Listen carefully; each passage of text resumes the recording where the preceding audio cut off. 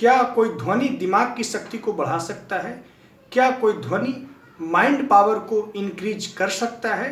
क्या किसी प्रकार के ध्वनि को सुनने से आपके माइंड में प्रोडक्टिविटी बढ़ जाएगी? क्या आपके यादाश्त, आपकी एकाग्रता किसी प्रकार की ध्वनि से बढ़ सकती है? आज इसी के बारे में मनोवैज्ञानिक ढंग से समझने का प्रयास करेंगे।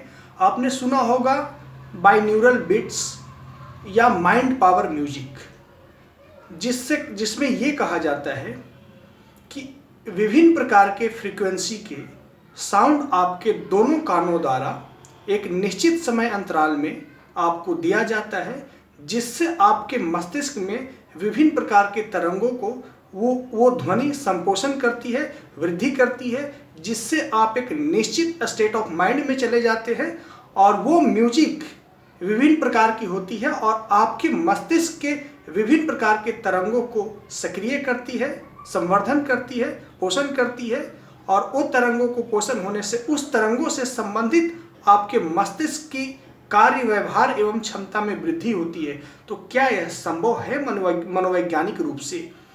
तो इसकी रियलिटी को समझते हैं। इसकी रियलिटी ये है कि ये बहुत ही क्षणिक संभव है।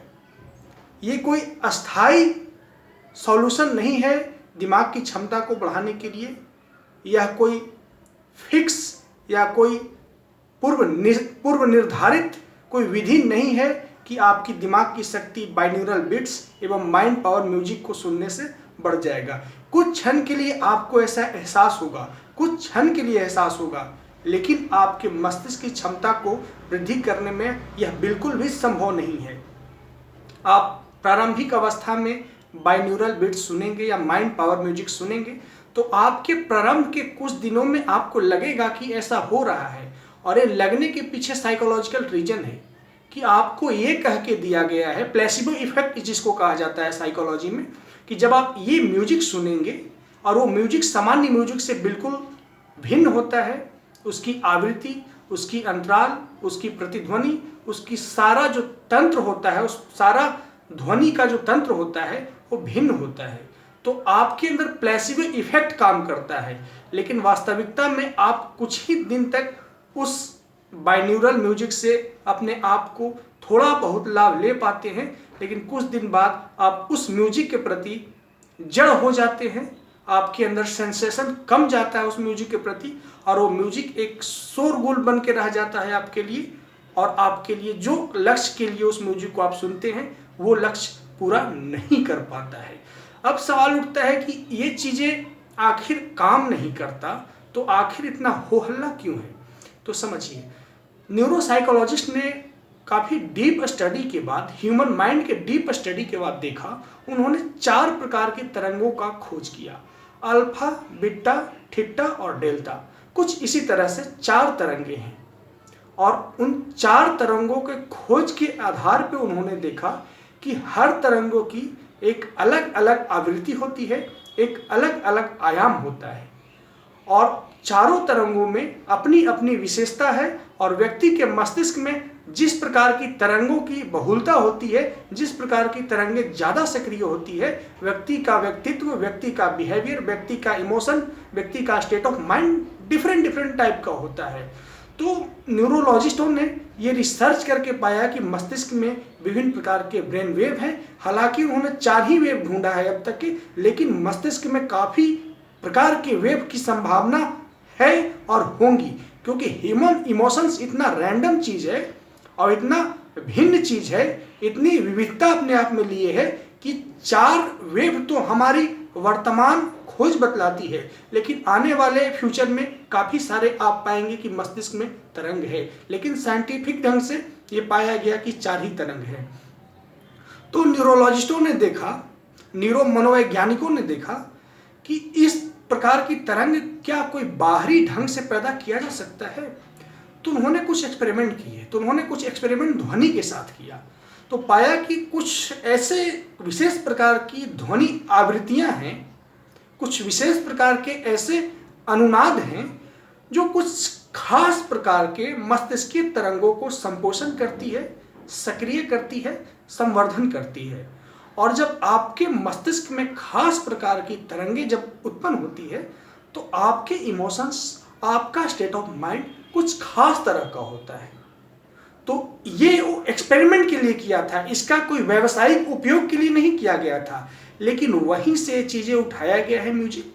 और वर्तमान समय में मनोविज्ञान के ज्ञान के अभाव की वजह से इसको काफ़ी ही धड़ल्ले से प्रचार किया जा रहा है, लेकिन यह काम करता है, लेकिन एक लिमिटेशन में, एक सीमा में। आपकी याददाश्त, आपके एकाग्रता, आपके आईक्यू, आपके चिंतन की प्रक्रिया को नहीं बढ़ा सकता, क्योंकि यह एक मनोवैज्ञानिकों ने प्रयोग के लिए, एक लेबोरेटरी प्रयोग के लिए इसका उपयोग किया था, ना कि व्यावसायिक उपयोग के लिए, ना कि व्यवहारिक उपयोग के लिए। यह एक एक्सपेरिमेंट का हिस्सा था, लेकिन आप इसको अपने व्यवहारिक जिंदगी में उतार रहे। कई लोगों को मैंने सुना है कि बाइन्यूरल बीट्स सुनते हैं, उनको सर दर्द होता है, उनके अंदर इरिटेशन होने लगता है, उनके अंदर अजीब सी मनोदशा पैदा हो जाती है। तो बाइन्यूरल बीट्स या माइंड पावर म्यूजिक आपके अंदर, आपके मस्तिष्क को, क्षमता को बढ़ाने में सक्षम नहीं है, और है तो एक निश्चित सीमा तक। अब समझते हैं कि इसे मैं क्यों नकारता हूं, कि कोई म्यूजिक नकार रहा हूं, कि कोई म्यूजिक नहीं आपके मस्तिष्क को संवर्धन या मस्तिष्क की क्षमता को विकास नहीं कर सकती। यह ऐसे ही है कि एक पंखे को आप इलेक्ट्रिक ऑन ना करके डंडे से घुमाने का प्रयास कर रहे हैं। बाइन्यूरल बीट्स वही तो है कि आप बाहर से इंटरफेयर करके एक साउंड के द्वारा आप अपने मस्तिष्क तरंगों को जगाने का प्रयास कर रहे हैं। यह कुछ ऐसा ही है कि एक डंडे को लेकर के सीलिंग फैन को घुमाने का प्रयास कर रहे हैं और ठंडी ठंडी हवा लेने का प्रयत्न कर रहे हैं। तो हाँ, कुछ क्षण के लिए आपको प्रतीत होगा कि वो पंखा ठंडी हवाएं दे रही है, लेकिन कब तक आप घुमा पाइएगा उसको?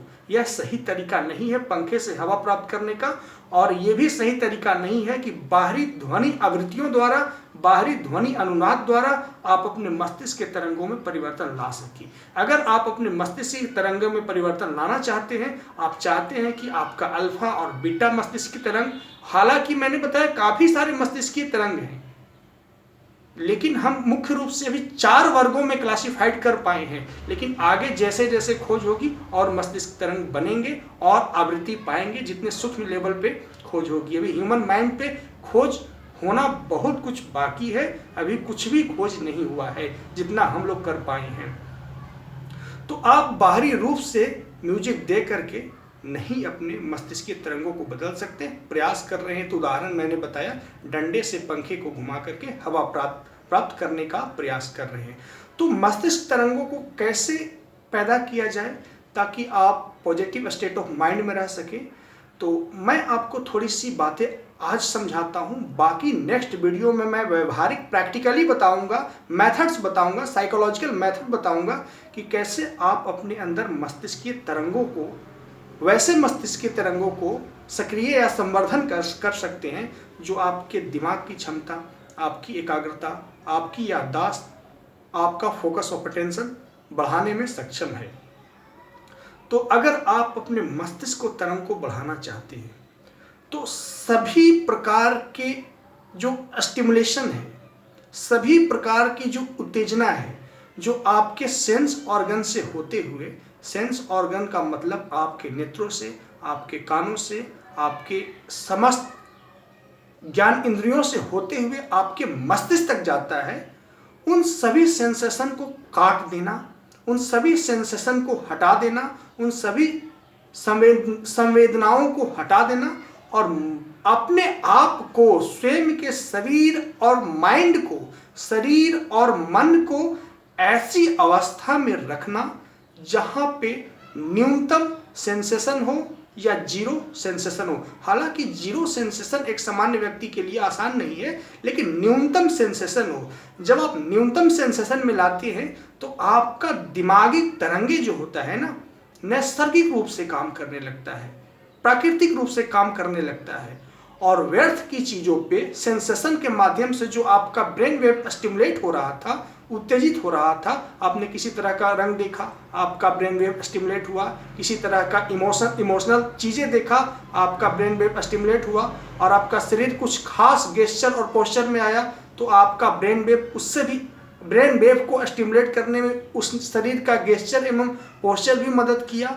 तो आपको शरीर को ऐसी स्थिति में रखना है और अपने मन को ऐसी स्थिति में रखना है कि आप न्यूनतम स्टिमुलेशन पे हो, आपका कॉन्शसनेस न्यूनतम स्टिमुलेशन पे हो, सबसे कम उत्तेजना पे हो।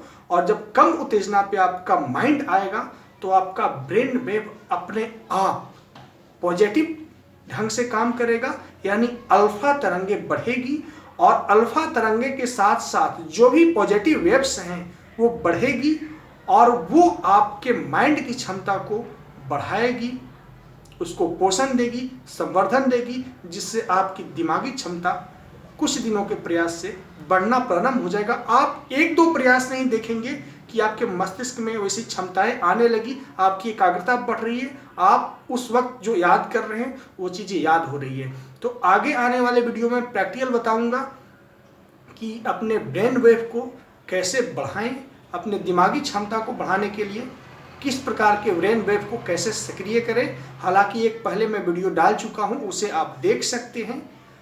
और आगे आने वाले वीडियो में मैं प्रैक्टिकल बताऊंगा इसके नेक्स्ट वीडियो में कि कैसे अल्फा तरंगों को बढ़ाएं और कैसे आप अपने माइंड एवं बॉडी को न्यूनतम सेंसेशन में रखें, न्यूनतम संवेदना में रखें, जिससे आपका मस्तिष्क में जो बहुत ही अनियमित, रैंडम, नॉनसेंस टाइप के बलपूर्वक जो वेव आते रहते हैं वो वेव अपने आप हट जाए, अर्थात कहा जाए कि आसमान से बादल हट जाए, आसमान बिल्कुल साफ हो जाए। उसी तरह से ब्रेन से व्यर्थ जो तरंगे हैं, जो बाहरी उत्तेजना से आ रहा है वो हट जाए, आपका ब्रेन बिल्कुल साफ हो जाए और उस वक्त मस्तिष्क खुद को रिपेयर करता है, खुद को प्रकृति के अनुसार अपने आप को आंदोलित करता है, तरंगों का अनुनाद करता है और वैसी अवस्था में ही आपका माइंड का न्यूरॉन्स रिपेयर होता है, जिससे आपका माइंड पावर बढ़ती है। तो आज बस इतना ही। और एक चीज़ मैं आपको बता दूं कि हम मनुष्य है ना, बहुत सस्ती चीज़ों के खोज में रहते हैं।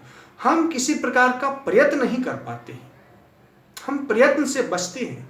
लेकिन वही चीज़ है ब्रेन वेव के लिए कि आप अपने ब्रेन वेव को, आप अपना अल्फा वेव को, बीटा वेव को, थीटा वेव को, जो भी वेव्स हैं जो आपको पॉजिटिवली प्रभावित करते हैं, आपके जीवन में पॉजिटिव प्रभाव छोड़ते हैं, उसको सक्रिय के लिए कुछ बाहर से सुन लो, कुछ देख लो। ऐसी छोटी मोटी चीज़ें पे जो एक लिमिटेशन में काम करती है, अपना समय गंवाते रहते हैं और हम प्रयत्न नहीं करना चाहते हैं। क्योंकि अगर आप वास्तविक में अपनी मस्तिष्क की क्षमता को बढ़ाना चाहते हैं तो आपको प्रयत्न करना पड़ेगा। आप और हम इंसान जो है प्रयत्नों से बचते हैं, कुछ विधियों का पालन करना पड़ेगा, एक खास स्टेट ऑफ माइंड में आपको आना पड़ेगा और उसका मेथड मैं बताऊंगा। और एक खास स्टेट में आपके बॉडी को भी रखना पड़ेगा और माइंड को भी रखना पड़ेगा। कैसे रखना है आगे आने वाले नेक्स्ट वीडियो में सिस्टमैटिक ढंग से कई सारे मेथड्स मैं बताऊंगा कि काम कैसे आप अपने ब्रेन वेव को बढ़ाएं ताकि मस्तिष्क की क्षमता में वृद्धि हो। आज बस इतना ही, मिलते हैं नेक्स्ट वीडियो में। वीडियो को देखने के लिए धन्यवाद।